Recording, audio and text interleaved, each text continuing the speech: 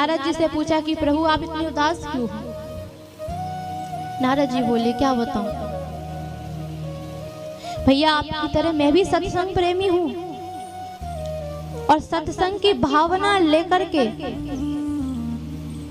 मैं इस जग कल्याण में गया और मैंने सारे स्थान देख लिए, सब जगह घूमा। कौन कौन सी जगह? अहम तु पृथिवीं यातु ज्ञात्वा सर्वोत्तमामिति पुष्करं च प्रयागं च काशीं गोदावरीं तथा हरि क्षेत्रं कुरुक्षेत्रं श्रीरंगं सेतुवंदनम् एवमादिषु तीर्थेषु ब्रह्मांडितस्तथा। कि प्रभु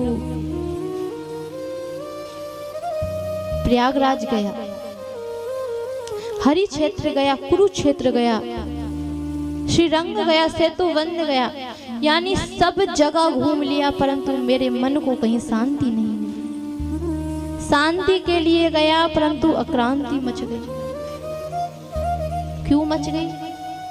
अरे मैं जब जैसी गया मैंने क्या देखा वहां? जीवों में ना दया है, ना भाव है, ना पवित्रता है, ना अंदर की ना बाहर की, आसुरी स्वभाव के हो गए हैं। कितना बताऊं मैं आपको? मंदहा सुमंद मतयो मंद भाग्य उपद्रुता। अरे मंद बुद्धि के हैं, भाग्यहीन है, भाग्य भी इनके साथ नहीं है, एकदम मूर्ख हैं। पाखंड निरताः संतो विरक्तः सपरिग्राह। पाखंड का प्रवेश कर गया है महाराज, पाखंड का।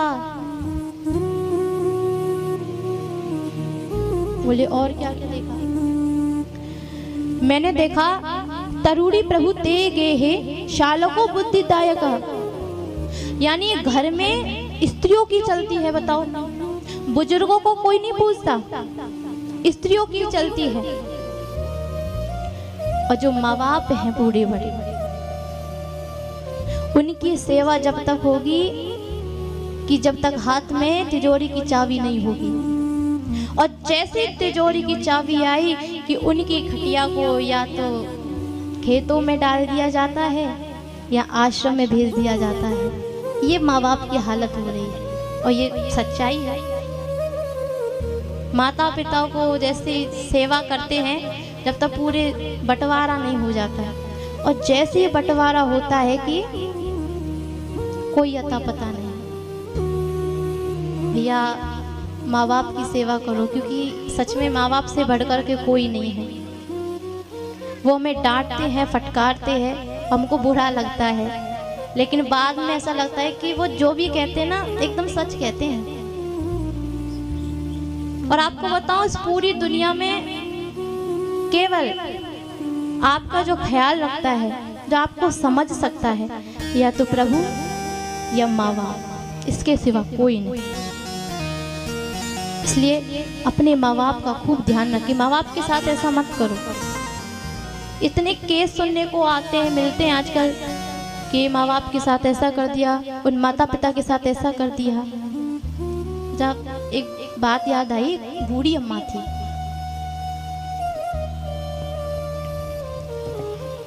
और वो बूढ़ी अम्मा एकदम बूढ़ी थी, बहुत बूढ़ी थी बेचारी। और उनके घर में कोई फंक्शन था, कोई प्रोग्राम था, और बर्थडे था शायद। तो बेचारी भूख लगी तो वो आई, आकर के खाना जैसी खाने लगी तो बहू आ गई। अरे भैया क्या कर रही हो तुम? अभी देखो भोग नहीं लगाया ठाकुर जी का, और अभी किसी बच्चों ने भी नहीं खाया, तुम खाने लग गई। एकदम बूढ़ी थी। उसने कहा बेटा भूख लग रही थी मुझे। बहू ने कहा एक काम करो, अपने कमरे में जाके बैठ जाओ, और अभी भोग लगेगा, बच्चे खाएंगे, पूरे जो रिश्तेदार है वो खाएंगे, उसके बाद खाना, और मैं आपको अपने आप बुला लूंगी, जाओ अंदर बैठो। वो बूढ़ी अम्मा चली गई बेचारी। अब उसको तो विश्वास था मेरी बहू मुझे बुला लेगी, लेकिन बहू इतनी बिजी हो गई काम में कि मैया को खाना देने भूल गई। सुबह से शाम होकर के बेचारी भूख के मारे तड़प रही है, कोई बुलावा ही नहीं आया उसका, बेचारी तड़प रही है। और जब तड़पने लगी, रात भी हो गई, देख रही है अब आ जाए, अब बुलावा आ जाए। बहू का ऑर्डर है कि बाहर मत निकलना जब तक मैं नहीं बोला, परंतु कोई नहीं आया। जब उस पर सहा नहीं गया, रहा नहीं गया, तब वो बाहर आई, देखा कि सारे बर्तन खाली, बहू बेटे बालक सब आराम से सो रहे, रिश्तेदार भी चले गए। चलो अपने ही बच्चे हैं, अब बेचारी जाकर के कुछ ढूंढे तो कुछ मिला नहीं, लेकिन जो पात्रों का छूटा कूटा था उसी को खाने लग गई, उसी को खाने लग गई। अब जैसी बहू आई, आकर के देखा उसने ये हालत, और ये हालत देख कर के तब उसको दुख हुआ, और जाकर के पैर पकड़ लिए कि मैया माता मुझे माफ़ करना, मुझसे भूल हो गई थी, अब आगे से ऐसा नहीं होगा, मुझे माफ़ करना, क्षमा करना। सही बताऊं तो माँ बाप का यदि आप अपनी चमड़ी निकाल कर के भी उनके पाँव की जूती बना दोगे ना, तब भी उनका ऋण नहीं उतर सकता है। एक लड़का अपनी अम्मा से बोला कि मैया देख मैं तेरा ऋण उतारना चाहता हूँ। तो मैया बोलिया रहने दे लाला, आज तक भगवान ना ऋण उतार पाए, तू कैसे उतारेगा? बोले नहीं नहीं मैया मुझे उतारना, तेरा कर्ज उतारना है, बता तू मैं क्या करूँ? तो मैया ने कहा ज्यादा कुछ नहीं, बस एक रात मेरे पास सो जाना, इससे ज्यादा और कुछ मत करना। उसने कहा बस एक रात में तुम्हारा कर्ज उतर जाएगा। बोले हाँ ठीक है। तो अब बेचारा सोया, ठंड पड़ रही थी भयंकर, और रात को मैया 12 बजे उठी कि बेटा बेटा। बोले हाँ मैया, प्यास लगी ने पानी ला दे।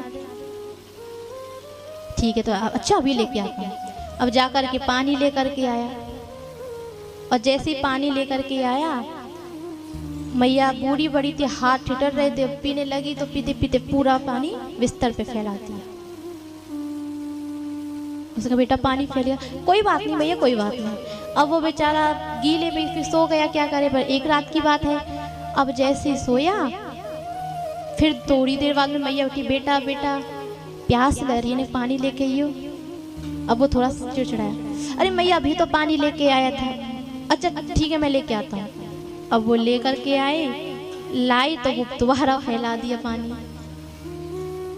अरे मैया क्या कर रही है, दिखता नहीं है, एक तो वैसे ठंड पड़ रही है, सो जा चुपचाप। वो बेचारी दोबारा उठी, बेटा ने पानी लियो। अरे मैया बाजे की रोटी खा के सोइएगा, बार बार पानी। एक काम कर तू एक बार में बता दे, पर 12 मिनट नींद मत खराब करे। उतर गया रे। मैया बोली हो गया काम, एक रात की बोला था ना। अब तू सोच, तू जरा सा गीले पे सोने पे इतना चिड़चिड़ा गया, 3 बार उठाया केवल। मैंने तुझे ऐसी कितनी रातें उठाया है, कितना गीले पर सोई हूं मैं, और तू तो ऋण उतारने वाला तो उतर गया।